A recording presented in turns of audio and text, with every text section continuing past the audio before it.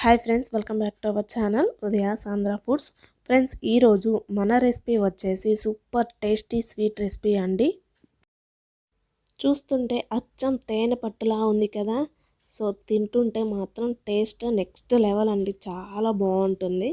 అయితే అచ్చం తేనె పట్టులా ఉండే ఈ స్వీట్ రెసిపీని రాజస్థాన్లో బాగా చేస్తుంటారండి. టేస్ట్ చాలా బాగుంటుంది. దీనినే గేవర్ స్వీట్ రెసిపీ అంటారు. ఇది చలికాలంలోనే చేస్తుంటారండి. అంటే ఇయర్ ఎండింగ్, ఇయర్ స్టార్టింగ్లో చేస్తుంటారు. ఇది చాలా ఫేమస్ స్వీట్ అండి. అయితే ఈ సూపర్ టేస్టీ స్వీట్ రెసిపీని మనం ఇంట్లోనే చాలా సింపుల్గా ఎలా ప్రిపేర్ చేసుకోవాలో స్టెప్ బై స్టెప్ చూపించబోతున్నాను. వీడియోని స్కిప్ చేయకుండా చివరి వరకు చూసేయండి.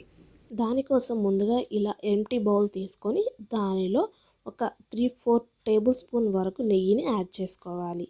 ఈ విధంగా నెయ్యిని యాడ్ చేసుకొని చూడండి, ఈ విధంగా ఒక ఐస్ క్యూబ్స్ని తీసుకొని ఈ నెయ్యిని ఐస్ క్యూబ్స్ని మిక్స్ చేస్తూ ఇలా కంటిన్యూస్గా తిప్పుతున్న ప్రాసెస్లో ఈ నెయ్యి అనేది మనకి చిక్కటి వెన్నలా తయారవుతుందండి. అంతటి వరకు మనం ఈ విధంగా చల్లటి ఐస్ క్యూబ్తో ఇలా మిక్స్ చేస్తూ ఉండాలి నెయ్యిని. మెయిన్ ఈ స్వీట్ని ప్రిపేర్ చేసే వాళ్ళ కాన్సెప్ట్ ఇదేనండి. నెయ్యి అనేది ఈ విధంగా చల్లదనానికి వెన్నలా, చిక్కటి వెన్నలా తయారవ్వాలి. ఆ వెన్నతోనే ఈ రెసిపీని ప్రిపేర్ చేస్తారు. చూడండి, ఈ విధంగా చిక్కటి వెన్నలా ప్రిపేర్ చేసిన తర్వాత ఇప్పుడు దీనిలో 2 కప్స్ లేదా 1.5 కప్పు వరకు మైదా పిండి ఉంటుంది కదా, ఆ పిండిని తీసుకొని ఇది మొత్తం కలిసేలా చక్కగా ఉండలని లేకుండా నీట్గా కలుపుకోవాలండి. ఈ విధంగా మిక్స్ చేసిన తర్వాత దీనిలో 1 కప్పు వరకు పాలను యాడ్ చేసి ఇవి ఉండలనేవి లేకుండా స్మూత్ టెక్స్చర్ వచ్చేంత వరకు మిక్స్ చేసుకున్న తర్వాత ఇప్పుడు దీనిలో ఒక 2 గ్లాసెస్ వరకు వాటర్ యాడ్ చేసుకోవాలండి. వాటర్ క్వాంటిటీ అనేది మీకు ఎలా క్లియర్గా తెలియాలి అంటే ఈ కన్సిస్టెన్సీ అనేది చిక్కటి పాలు ఉంటాయి కదా, ఆ విధంగా వచ్చేంత వరకు కలుపుకోవాలండి. అంటే దోశ బ్యాటర్ కంటే కొంచెం లూజ్గా ఉండాలండి. సో ఈ విధంగా చూడండి, వీడియోలో చూపిస్తున్న విధంగా ఇలా పల్చగా ఉండాలి.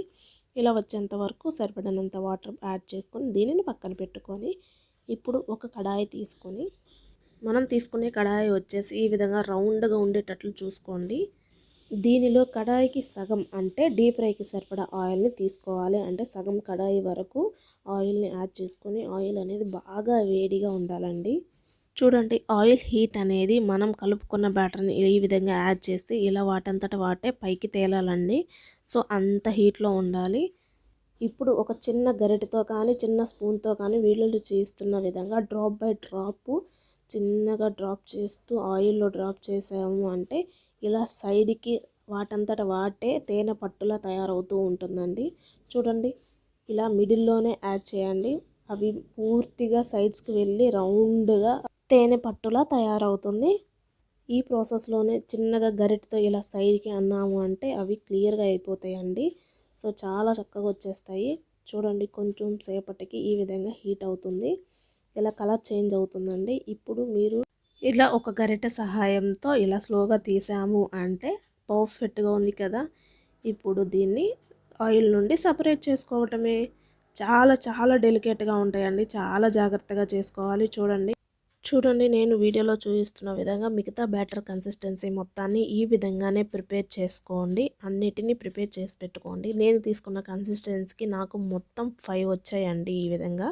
ఈ విధంగా అన్నిటిని ప్రిపేర్ చేసుకొని వాటిని పక్కన పెట్టుకొని షుగర్ సిరప్ని రెడీ చేసుకుందాం. ఈ విధంగా ఒక బౌల్లో 1 కప్పు వరకు షుగర్ని యాడ్ చేసి దానిలో 1 కప్పు వరకు వాటర్ని యాడ్ చేసుకొని షుగర్ మొత్తం మల్ట్ అయిపోయి గులాబ్ జామున్కి పాకం చేస్తాం కదా, షుగర్ సిరప్ని రెడీ చేసుకుంటాం కదా గులాబ్ జామున్కి థిక్గా లైట్ సింగిల్ తీగ పాకం అంటాం కదా.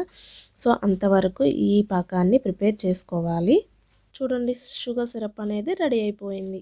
ఇప్పుడు ఒక ప్లేట్లో ఈ విధంగా తేనె పట్టు లాంటి ఈ గేవర్ స్వీట్ని తీసుకొని వీడియోలో చూపిస్తున్న విధంగా షుగర్ సిరప్ని ఇలా డ్రాప్ చేసుకోవాలండి.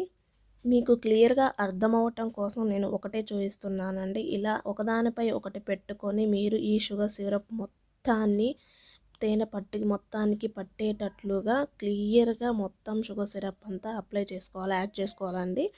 ఇలా యాడ్ చేసిన తర్వాత మనకి ఇష్టం వచ్చినట్లు డెకరేట్ చేసుకోవచ్చు. ఇక్కడ నేను చాలా సింపుల్గా డ్రై ఫ్రూట్స్తో చెర్రీస్తో డెకరేట్ చేసుకుంటున్నానండి. దీనిపైన కోవాతో కానీ కండెన్స్డ్ మిల్క్తో కానీ చాలా బాగా డెకరేట్ చేసుకొని సర్వ్ చేసుకొని తింటుంటారండి. సో ఈ విధంగానే డైరెక్ట్గా తిన్న టేస్ట్ అద్భుతంగా ఉంటుందండి. అయితే ఈ స్వీట్ టేస్ట్ వచ్చేసి చేసిన రోజు ఒక టేస్ట్ ఉంటుంది, నెక్స్ట్ డే ఒక టేస్ట్ ఉంటుంది, ఆ నెక్స్ట్ డే ఒక టేస్ట్ ఉంటుంది. ఎవ్రీ డేకి టేస్ట్ ఎక్స్టెండ్ అవుతూనే ఉంటుందండి. నెక్స్ట్ లెవెల్ ఉంటుంది. చూడండి, తేనె పట్టులో తేనె ఉన్నట్టుంది కదా, ఎంత బాగుందో కదా. టేస్ట్ అయితే అద్భుతంగా ఉంటుందండి. మీరు కూడా ట్రై చేయండి, మీకు కూడా తప్పకుండా నచ్చి తీరుతుంది. ఈ స్వీట్ రెసిపీ సీజనల్ స్వీట్ అండి, చాలా బాగుంటుంది. అయితే సింపుల్గా ఇంట్లోనే ఈ విధంగా ప్రిపేర్ చేసుకోండి. టేస్ట్ అయితే చాలా చాలా బాగుంటుందండి. సో అంతేనండి, super tasty gave our sweet recipe ready అయిపోయింది. సో ఐ హోప్ ఈ వీడియో మీకు నచ్చిందని అనుకుంటున్నాను. మీకు నచ్చినట్లయితే లైక్ చేయండి, షేర్ చేయండి, సబ్స్క్రైబ్ చేయండి అండ్ కామెంట్ చేయండి. Thanks for watching this video.